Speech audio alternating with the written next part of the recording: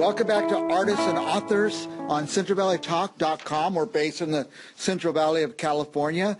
Kind of a byproduct of this whole pandemic is that we've learned to get out of our shell. We always had our guests sitting next to us right here in the studio.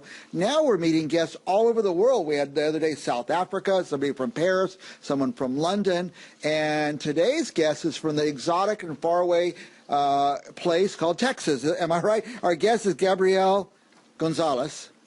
You're in Texas, right? Yes. Thank you for having me. I'm in South Texas. I'm in the Rio Grande Valley. So Texas ends in a little tip. Yeah. Southeast, that's where I am. Okay. And you have actually, well, you're a writer. You write poetry and other things, I would imagine. But you have a book that has come out called, and I'll say it in my English, and you can tell. When you speak your Spanish, it's so beautiful.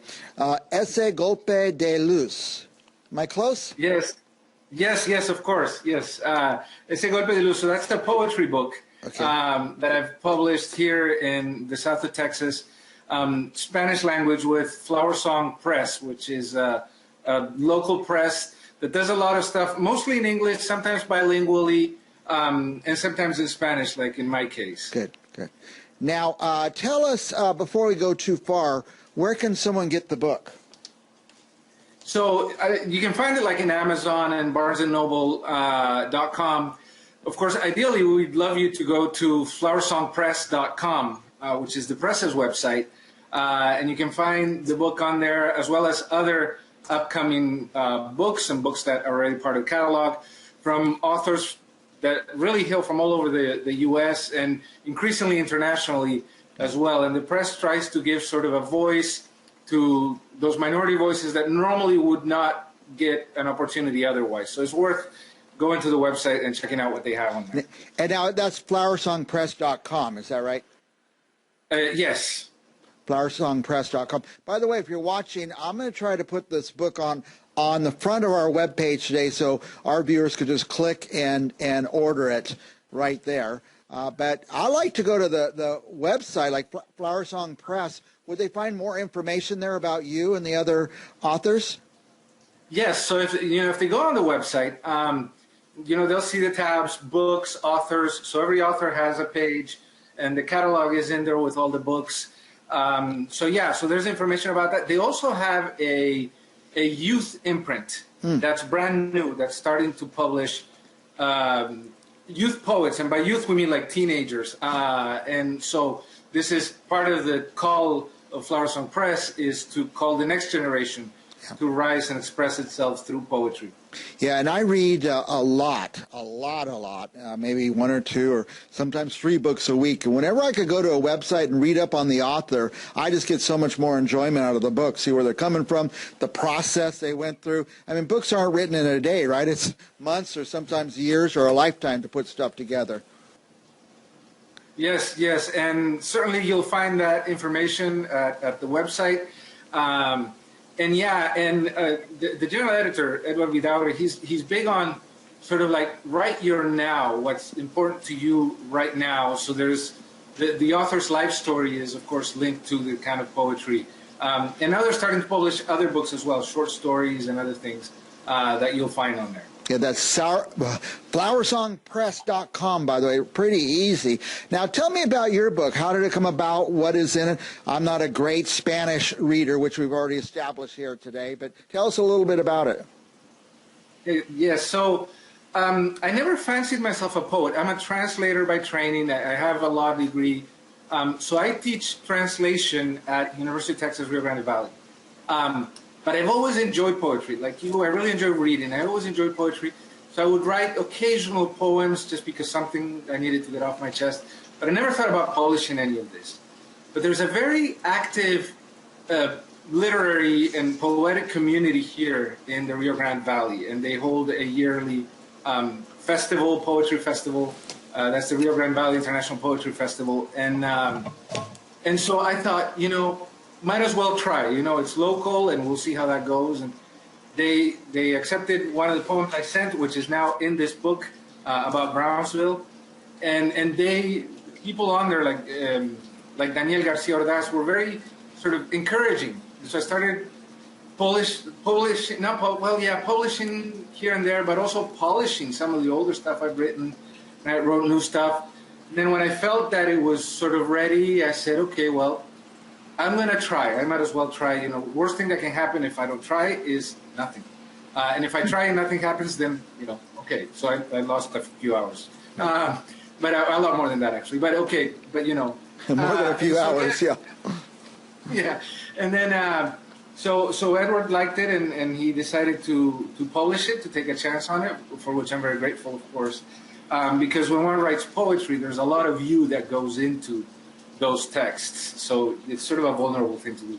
Very good, very good. Now, I encourage people to go look up this book, find the book, and you don't have to speak Spanish. It's fun for those of us who studied Spanish our entire lives and speak almost none. It's fun to go through books like this and see sentence structure and how the words are used that, you know, is new to us. But especially if you speak Spanish, I think you could enjoy this book. Now, I think maybe you're going to read something for us? Do a reading? Yes, I'd love to do that. It is in Spanish, so maybe I can tell you a little bit about what it says. For your readers or listeners who are bilingual, it'll make sense. But for those that aren't, just to give you some context, I once read a lot of, when we write poetry, sometimes we're reacting. You know, right here now, we're reacting to things. And I read this poem from a famous poet, and it was just so gloomy. It was about how, you know, life is horrible, and the only thing that's good about life is that it's going to end. And so you know, at the time, there had been some deaths in my family, and I needed to react to this emotionally. So I wrote this poem, which says that actually what counts is what happens between birth and death. That's the thing that's worth celebrating. It's called Sin lugar a dudas, which means no doubt about it. So, esta fugaz existencia es el fogonazo flotante de un faro en la noche sin confines. Es ruido entre dos silencios.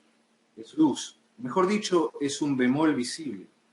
Visto esto, vista ella, sin lugar a dudas, lo importante vendría a ser la vida, ¿verdad?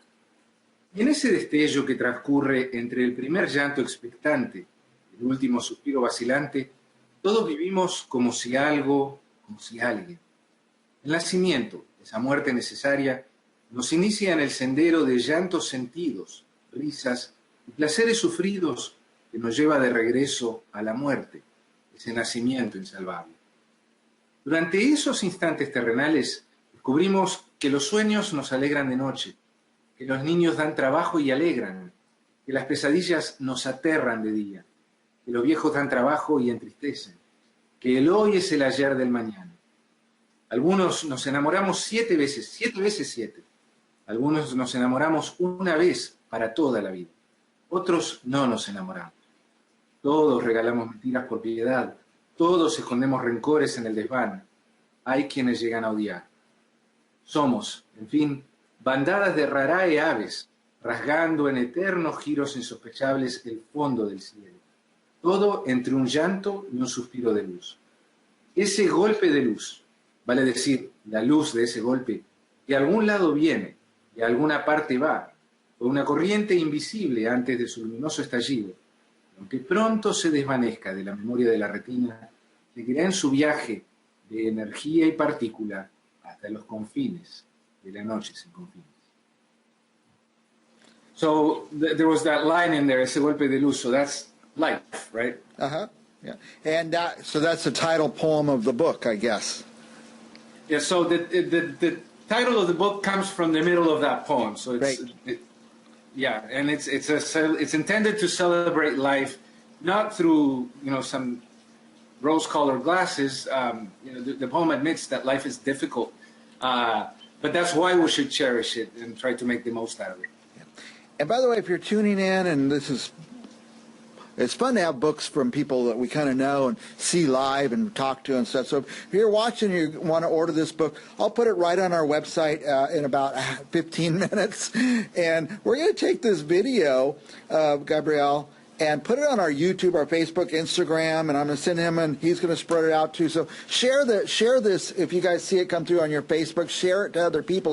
Let's get a little buzz going on this. Order the book on our website, because if you do, we make like 2 cents or something. But better yet, go to flowersongpress.com and check out not only Gabriel, but all the great authors and things they're doing. There are a lot of things going on at Flower Song Press.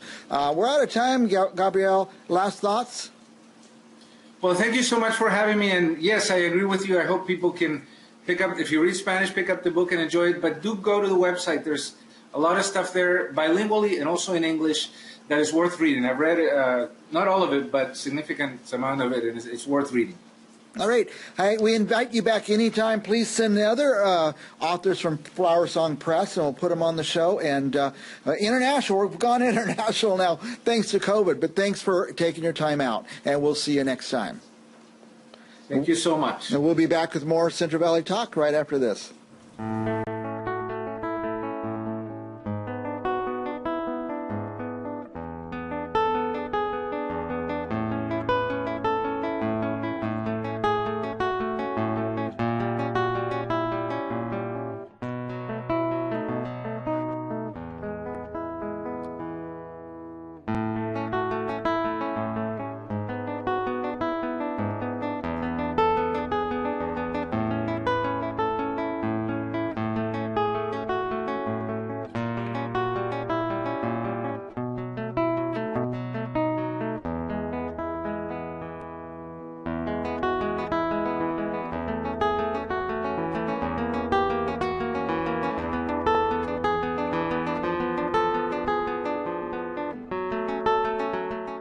CentralValleyTalk.com